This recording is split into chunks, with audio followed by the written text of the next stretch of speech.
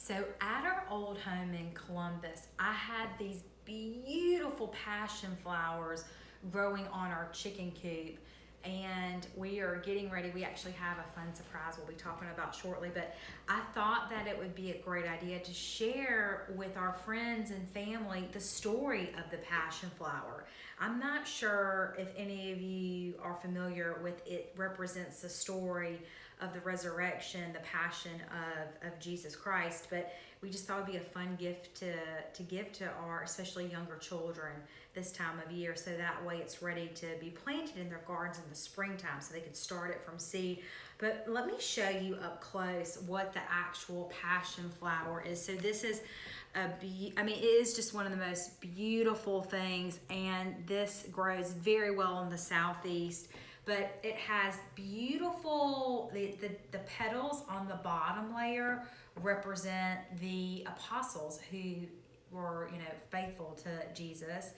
And then the beautiful bluish hairs that go around the entire passion flower represent the crown of thorns.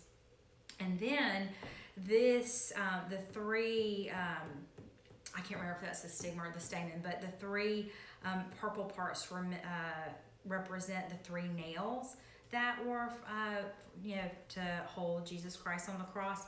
And then these were the five underneath represent the five wounds that Jesus Christ represented. And then as you grow the passion flower, it's actually a really woody vine.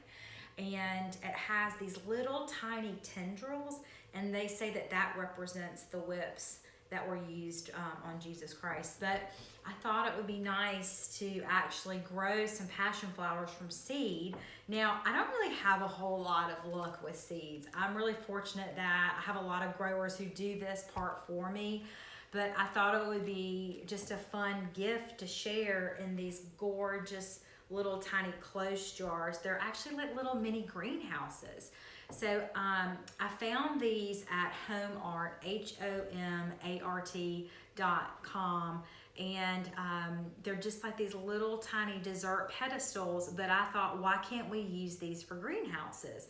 They would work really well to help germinate seeds. And then I simply took some reindeer moss and layered around the bottom of it. And then I collect all kinds of different terracotta pottery. And so I have a large collection of all different sizes of terracotta pots, but this is about as big as you can go. And so we're basically just going to, let me take this off so I can show you. So I filled up, you want to use really good potting soil when you're doing this, when you're germinating a seed. So I just put in the reindeer moss on the bottom, and then I just filled up the container with a little tiny terracotta pot.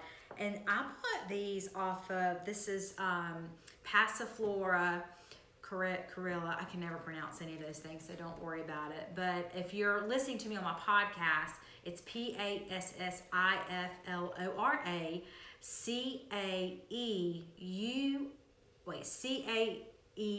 Caerulea, and I just got them off of West Seed Farms. And I didn't pay a whole lot for this. I think this may have been, $3 or $4, but it's a total of 10 seeds. And if you get up really close, they're really tiny. But I'm simply going to just place a seed in the, let me kind of take these out. Oh my goodness, they're in a little tiny Ziploc bag. Wow, they're really tiny. But you want to make sure that you buy really good seeds. And I'm going to take these out. Now, I know some people I've actually seen use tweezers to do this, but I'm just going to use my bare hands because, like I said, I don't really have a whole lot of experience with the seed. And they're pretty easy. You can just grab with your two fingers. But these are also some great little tools that you may want to, give. But you simply just take this in there, put the seed in there, and then you want to make sure the soil stays nice and moist. And we're just going to layer that into this cute little close jar. And like I said, we're going to share this with our friends and family, the story of the passion flower.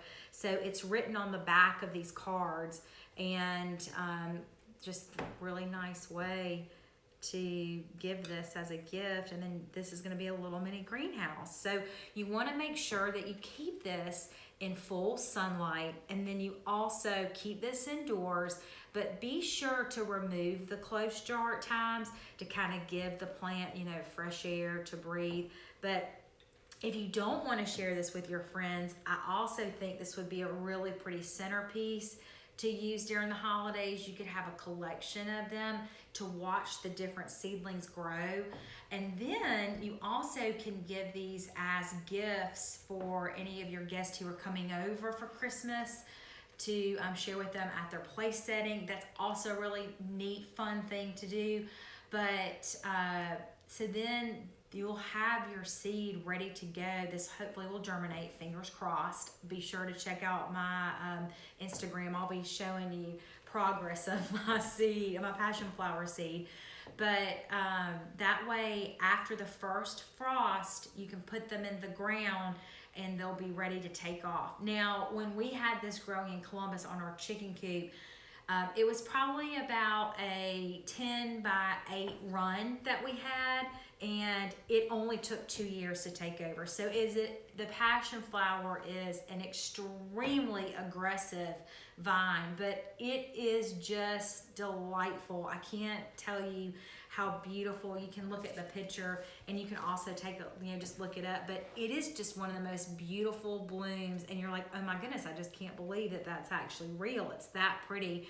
But they say it was used by the missionaries in South America when they were, teaching about Jesus Christ and the story of it. But what a wonderful way to share, the birth of Jesus Christ at Christmas, and then let them take this home with them, tell the story, and then let them put it in their garden in the springtime. So anytime we are giving gifts, we always like to have some kind of meaning behind them, and we just thought this would be a great way to share, again, the story of Jesus at Christmas by using the beautiful passion flower. So be sure to stay tuned, and we'll be showing the progress of our passion flower growth and from seed, and wish me luck. And I wish you luck at growing yours as well.